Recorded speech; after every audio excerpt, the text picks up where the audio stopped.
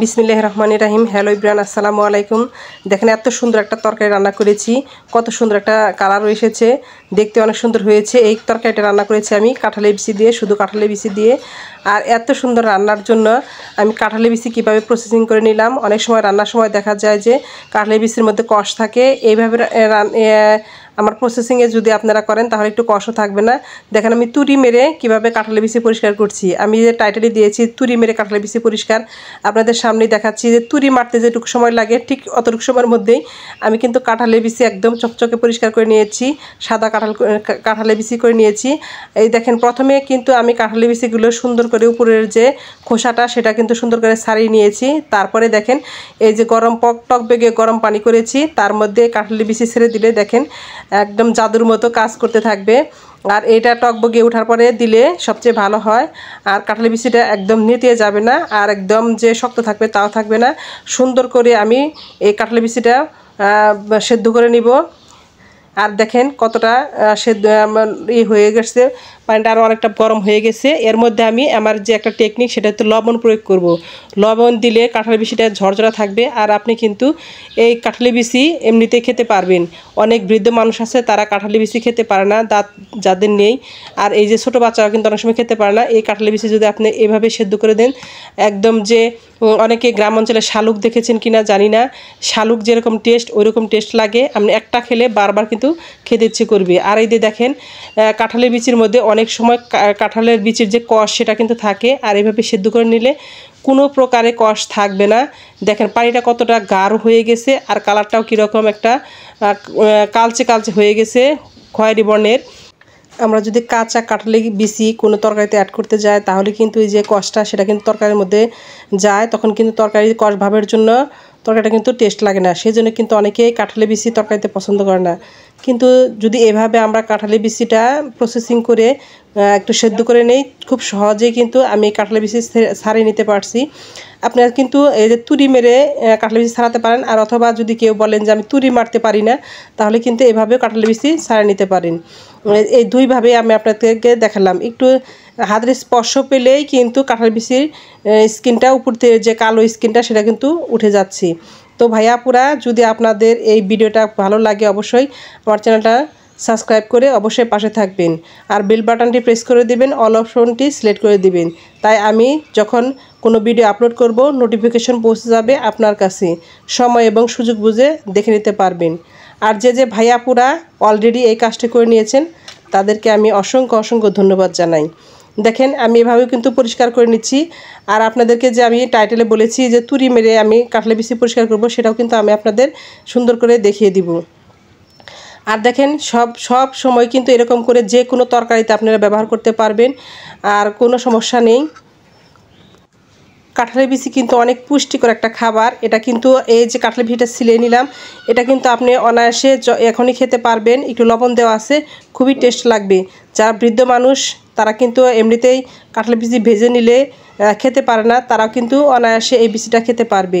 আমাদের দেশে যে শাপলা যে শালুক আছে, সেই শালুক নিচের যে অংশটা অনেকে শাপলা বলে, সেই শাপলাটা যদি আমরা এভাবে শাপলার মতোই টেস্ট লাগবে এই কাঁঠালের বিচি। একবার খেয়ে দেখবেন, আর আপনি কিন্তু অনায়াসে এরকম খেতে পারবেন। আর আপনি যে কোনো তরকারিতে মাছ মাংস যে কোনো তেল জাতীয় যে খাবার, ডিম, যে কোনো খাবারের মধ্যে আপনি কিন্তু আলুর পরিবর্তে এই আলু যেরকম সব খাবারের মধ্যে অ্যাড করা যায়, সেরকম এই প্রসেসিংয়ে যদি আপনি কাঁঠালের বিচি পরিষ্কার করে নেন তাহলে কিন্তু আপনি এভাবেই খেতে পারবেন। দেখেন ভাইয়া আপুরা, আমি তুরি মেরে কিন্তু পরিষ্কার করে নিলাম অনেকগুলো কাঁঠালের বিচি। আমি এখানে প্রায় 2 কেজির মতো কাঁঠালের বিচি একদম সেদ্ধ করে নিয়েছি। আমি ইচ্ছা করলে এভাবেই কিন্তু আপনি ফ্রিজে আপনি রেখে দিতে পারবেন। আর দেখেন কতগুলা যে উপরের যে খোসা, কালো খোসাটা, এটা দেখুন কতগুলা বের হয়েছে। অনেকেই কিন্তু ওই যে ঘষা মাজার বা বোতল দিয়ে ঝাঁকিয়ে নেওয়ার খুব একটা ইজি মনে করে না। তারপরে অনেক সময় দেখা যায় যে আমি দেখিয়েছি লেবুর রস আর বেকিং সোডা দিয়ে পরিষ্কার করা। এটা কিন্তু আসলে সবার বাড়িতে কিন্তু বেকিং সোডা থাকে না। তাহলে কিভাবে পরিষ্কার করা যায়? তাহলে দেখেন এভাবেই। তো এখন আমি এই যে কাঁঠালের বিচিগুলো সুন্দর করে ভেজে রান্না করে নিব পাঙ্গাস মাছ দিয়ে। আর আমি এখানে প্রথমে বড়ি তৈরি করে নিচ্ছি।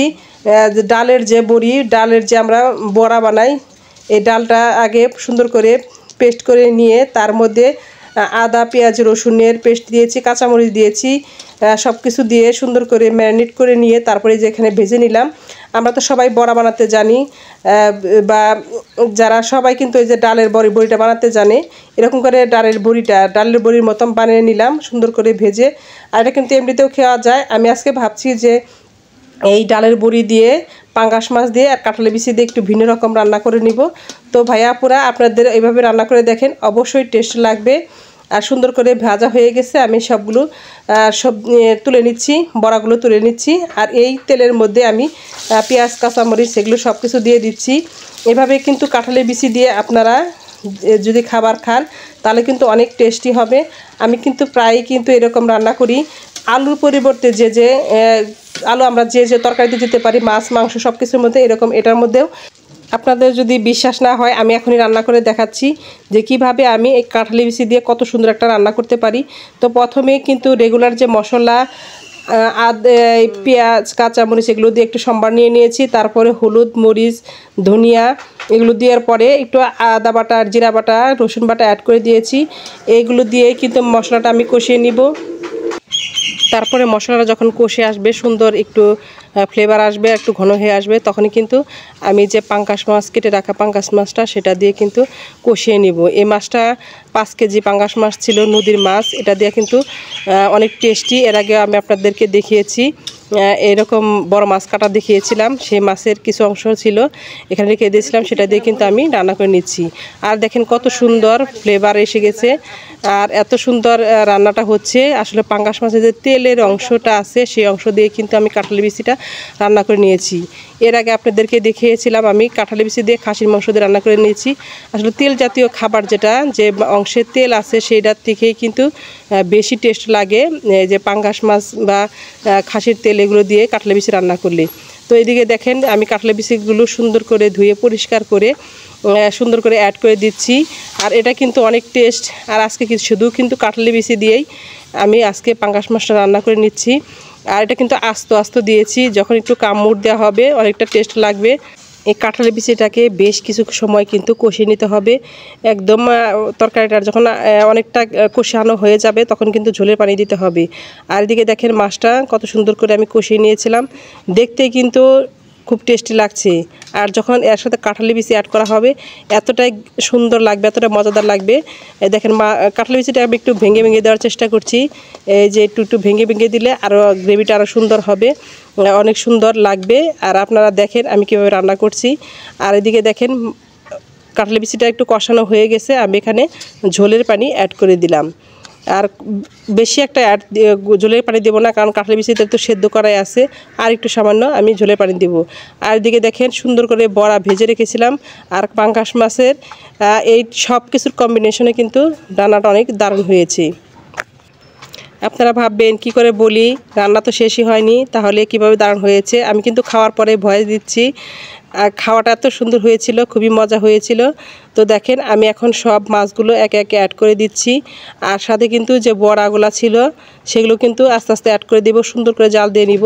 এত সুন্দর রান্না, আপনি যদি একবার খান বারবার খেতে ইচ্ছে করবে। আমি কিন্তু এক্সট্রা যে বড়াটা দিয়েছি সেটা কিন্তু আরও বেশি টেস্ট হয়েছিল। আপনি এমনিতেও খেতে পারেন আর আপনি রান্না করেও খেতে পারেন, আপনার যেভাবে খেতে ভালো লাগে। আর দেখেন সুন্দর করে ঢাকনা দিয়ে ঢেকে দিলাম। আর কিছুক্ষণ পরেই দেখেন কত সুন্দর একটা তরকারি হয়েছে। তো অনেকটা এই যে কাঁঠালের বিচি আর এই যে বড়া সব কিন্তু দেখা যাচ্ছে সুন্দর করে রান্না করে নিয়েছি। তো সবাই ভাইয়াপুরা ভালো থাকবেন, মেম্বার শাহনাজের সাথে থাকবেন, এ কামনায় আজকের মতো এখানে আসসালামু আলাইকুম।